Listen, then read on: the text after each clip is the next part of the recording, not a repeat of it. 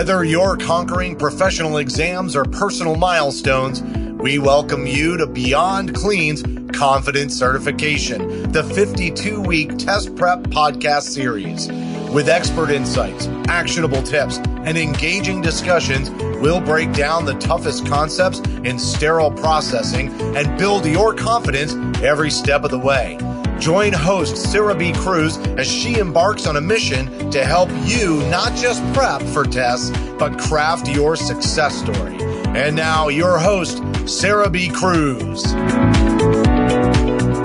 Hello and welcome. You're listening to Confidence Certification, a 52-week test prep podcast series to equip you to take your sterile processing career to the next level. I'm your host, Sarah B. Cruz, and on this episode, we will be talking about a phenomena called study fatigue.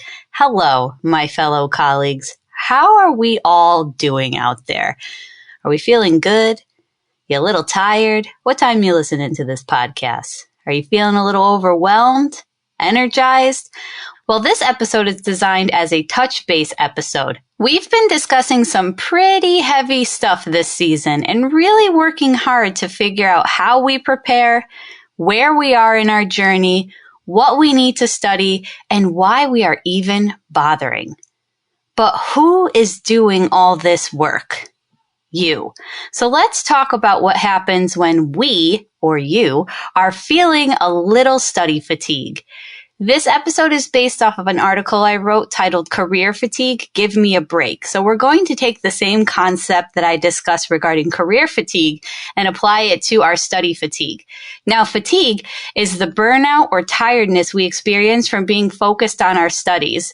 Sound familiar? We only have an entire podcast series about being focused on your studies, right? Now, a common misconception about fatigue is that we believe we have to be studying excessively or in such a way that we are, quote, burning it at both ends, or are limiting ourselves from other things we need, like sleep or human contact.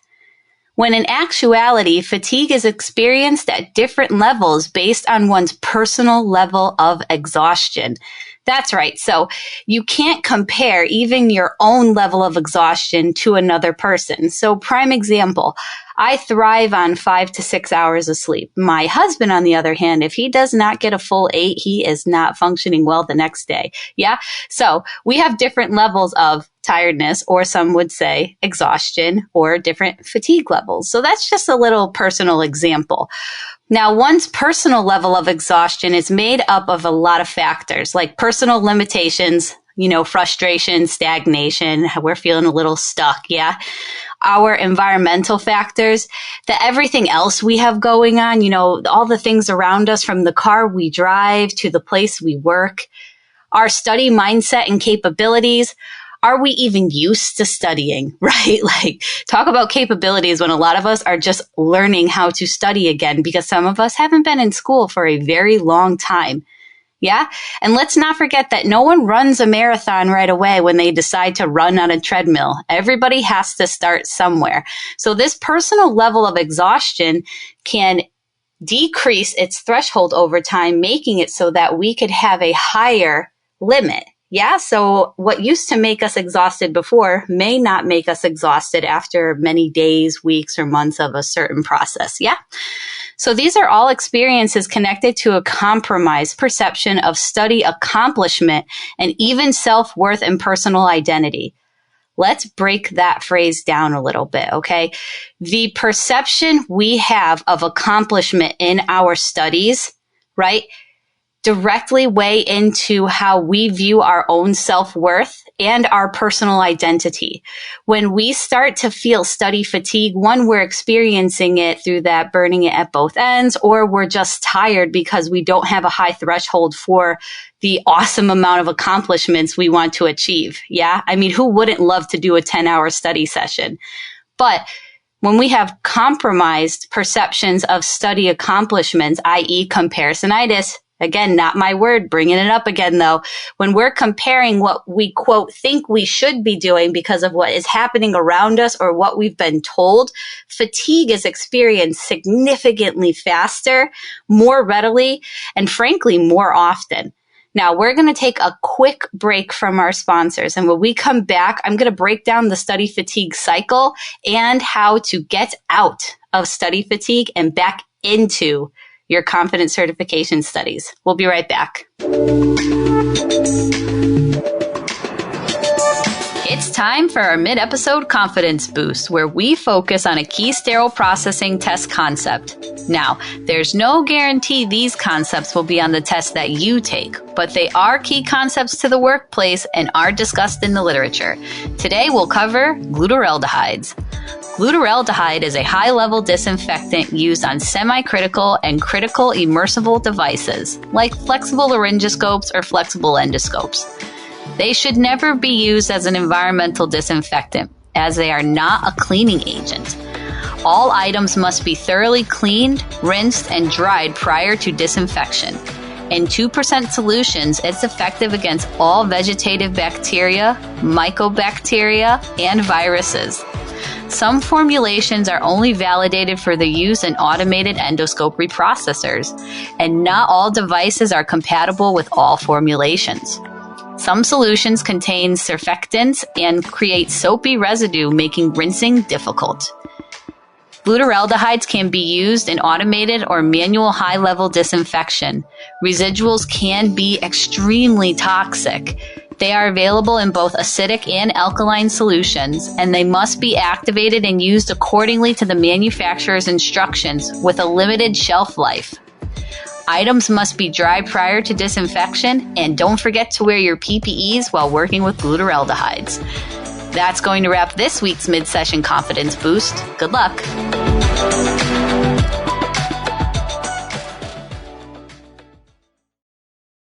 Oh, hey there. Thanks for coming back. We are discussing study fatigue. Now, today's topic is actually based off of an article that I wrote called Career Fatigue, Give Me a Break. And I also created a presentation around this topic that I gave at the annual Healthcare Sterile Processing Association conference. It was such an awesome experience. But the reason why I gave the presentation, I wrote the article, and why I'm even taking that concept and applying it to our study fatigue is because fatigue happens regardless of the area that it sets into, right? It could be about your career. It could be about study. I mean, shoot, you may be wanting to get certified because you are feeling career fatigue and you're tired of doing the same job over and over again, and you're ready to level up in your own professional development. Yeah. So let's look at what study fatigue may look like in our pursuits for certification and studying. Now, phase 1. This is typically where you decide you're going to get certified for whatever reason it is, okay? It's also indicated by telling everybody you're going to take your certification test. You know, that's optional, but when you're excited about something, it's not uncommon to go and tell everyone or just some of your closest friends. It depends on how, boisterous you are. Are you like me? Or are you a little bit more quiet? No, I'm just kidding, but not really. Anyways, the third way we indicate phase 1 is that we look into the test process. So if you are looking into how to sign up for the test, what the test is made up of, what types of questions it might have, and you've even decided that you're going to take the test, these are all indications that you're in the first phase of study fatigue. Phase 2 is indicated when you start to get the items you need to actually begin studying or trying to take your certification test, right? You're getting your book, you're figuring out how much it costs to even take the test or get all the items that you need. You're buying a special pen and notebook, all the items you need to be successful in your study. And then you actually start studying and learning the subject matter inside of your sterile processing textbook. Yeah, all of this is happening in phase 2. So it's not uncommon in phase 2 to feel excited and super motivated. And I know that kind of seems like an oxymoron when we're talking about the different phases of study fatigue, but come with me on this. Because as you enter phase 3 of study fatigue, that's when you start to feel that exhaustion kick in, right? And then you may even gain a perception of time, dare I say.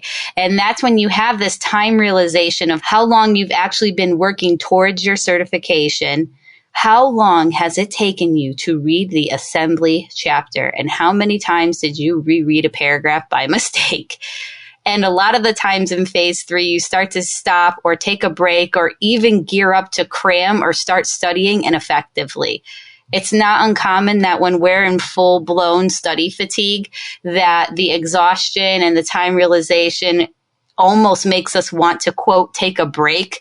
And we all know that when you take a break that's too long, it's very hard to circle back to the original goals that we were working towards. Yeah, well, it is that way with me.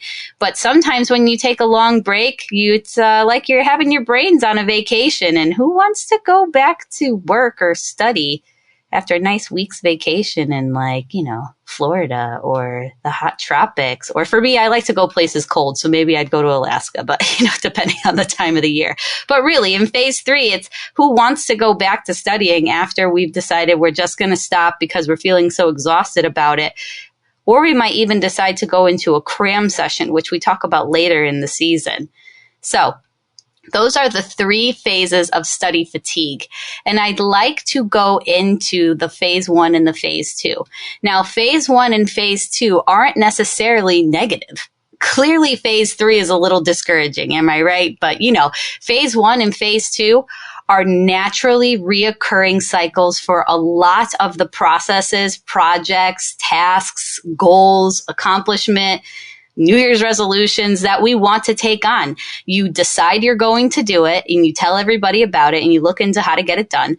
And then you actually get to it and you feel excited because you just start out on this brand new, exciting goal, So we have to own it and move with it when we start to go into phase 3. Now, recognize that study fatigue begins in phase 3, but all of these phases make up study fatigue. The monotony of restlessness, reading pages, learning words we didn't know, trying to pronounce and say words that we didn't even know existed before can be extremely discouraging. That's because continuous learning can be exhausting, especially when we get stuck in phase 3 because we think that's all it's about. Now, continuous learning is this idea that you're taking a topic and you're learning it, and then you're taking another topic and you're learning that.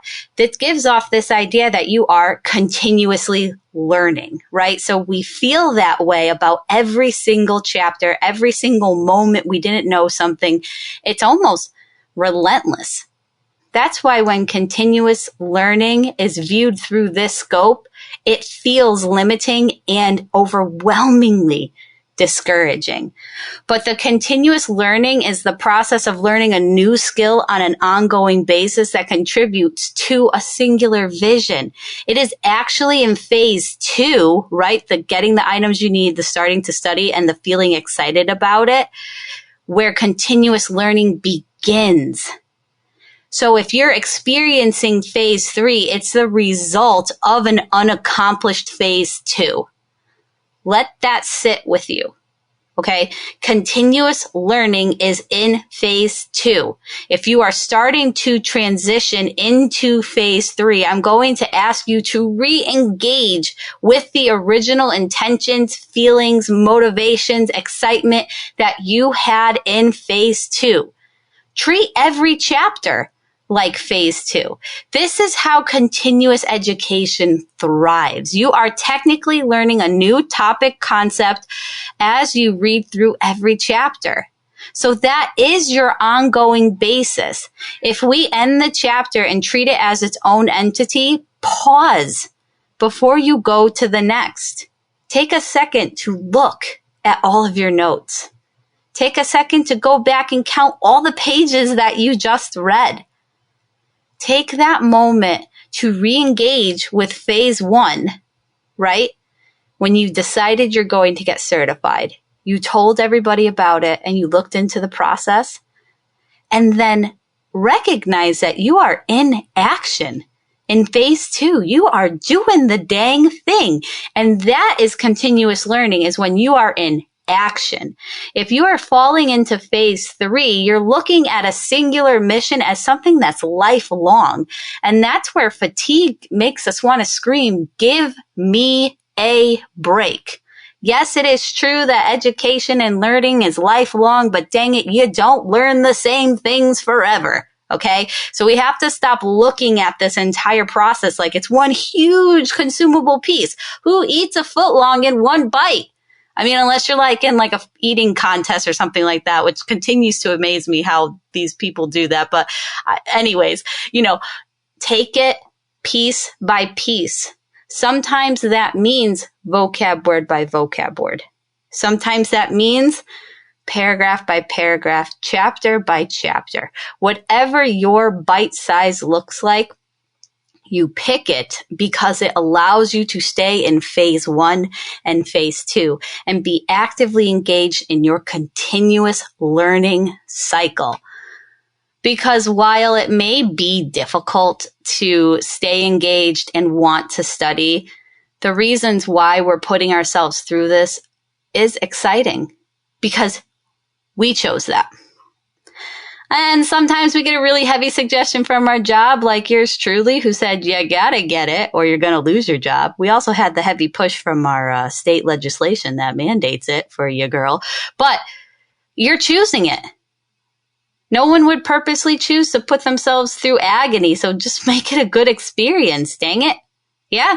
So for your homework, how do you know you've had enough of studying? Not studying enough, because we know we studied enough because maybe some of that information stuck in our, good old brain box here. But when do you know you've had enough studying? How can we use continuous learning as a positive and not as a relentless drum reminding us we, quote, have to study? How can we make our study contribute to our future goals, feed our tenacity, and encourage our inspirations to take hold and overshadow any short-sightedness that study fatigue needs in order to thrive? So next week, we'll be talking about a different type of testing awareness specific to our environments. You heard me mention it earlier in this episode.